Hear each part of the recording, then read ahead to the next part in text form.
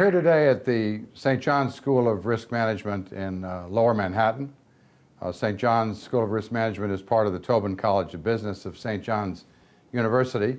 I'm Brandon Schweitzer, Dean of the school and Associate Dean of the Business College. And I'd like to welcome today Matt Dolan and Josh Stein of Iron Health. Thank you. It's nice to be Thank here. you for being here, fellows. Thank you. We're here to talk in this segment about the physician provider model of health delivery, capitation issues, and the important issue of cost and efficiency in the health system.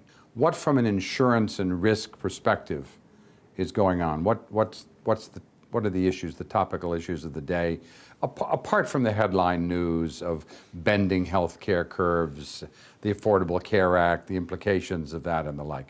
What's going on in the risk dimension? Well, I think that obviously we focus, in our business, we focus exclusively on risk. That's where we are going to provide solutions to potential clients. It's where we're going to also have our own issues if we can't stay up with the curve. So what we do is we think about these evolving business models. We try very hard to stay ahead of what those new business models are exposing the organizations to, potentially, and try to create solutions for them. Yeah. When you talk about business models, be a little more specific. A perfect example. The fact is, you have a lot of physician groups, for example, and physicians in independent practice who have decided, you know what, it's time now. I've had it. I've had enough. I'm going to move. I'm going to go out of private practice. I'm going to become an employee of a hospital because I can have a more predictable schedule. I get a salary, and I don't have to deal with the reams of paperwork that typically I have to deal with for Medicare, Medicaid, and these private. If I do that, does the cost of my liability change? Well, potentially it could, and Josh talks about sort of the overhead drivers that a physician or a group of physicians might have to consider in joining with a hospital. Hospitals are thinking about the reimbursement methodologies and specifically the changing reimbursement methodologies that are going to be more predicated on outcomes, the efficient delivery of care. And a big component in delivering care efficiently is coordinating care. And the coordination point is critical between the hospital and the physician. And if a physician is part of the institutional delivery model, the prospects for coordinating that care more effectively become greatly enhanced. If you understand the business and how organizations come together, how they organize, how they look to make money, how they operationalize against some of the meaningful operational challenges, you will understand the risk. Let's for a minute draw a line under the state of hospitals and healthcare providers, and let's talk about doctors. Let's talk about capitation. What's the state of risk mitigation, risk prevention, risk transfer as it impacts docs in this country today? Josh? Capitation was a reimbursement methodology that was very popular out in California and in other states in the union, but it began to get decreasingly so. It really, as a reimbursement methodology, it really began to go away. And I remember 10 years ago, Matt and I, in our business, we thought to ourselves, capitation is dying out as a reimbursement methodology. What's happened, though, is that the Affordable Care Act has new provisions in it that allow providers to assume financial risk.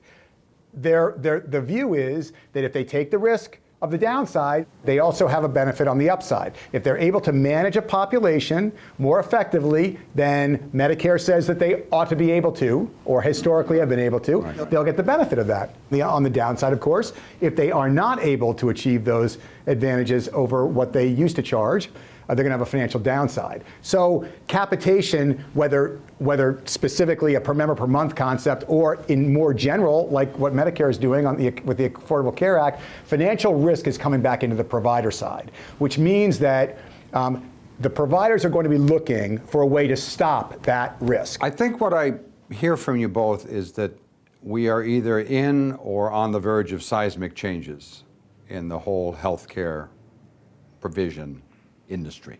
Today you have a highly fractured healthcare delivery system.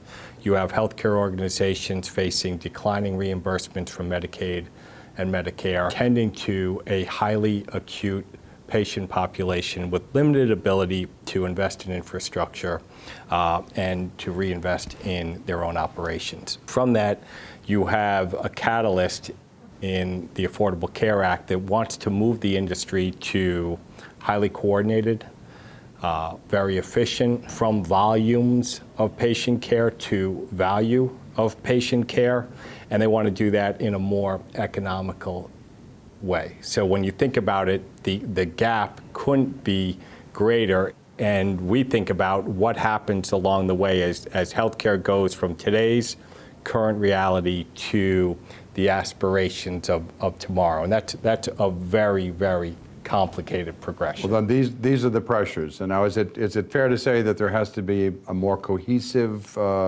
industry, or is that a more coordinated industry?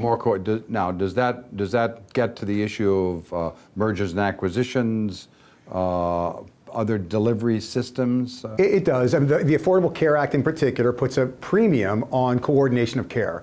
They create what are called accountable care organizations, which are coordinated healthcare delivery organizations where an individual can get the full spectrum of care, from internal medicine all the way up through the various specialties, radiology, anesthesia. It doesn't matter what, they can get it all under one roof. And the concept being that if you can get everything under one roof or in one coordinated way, you will reduce duplicative costs. And in order to coordinate care more effectively, to do all the various things that Josh talked about, to eliminate some of the waste, some of the redundancy, you have to organize it with all aspects of healthcare delivery, from primary care to acute care to neonatal care, to be able to provide all the required healthcare delivery services to a patient population. That's a precursor theme to merger and acquisition. We're here at an institution of higher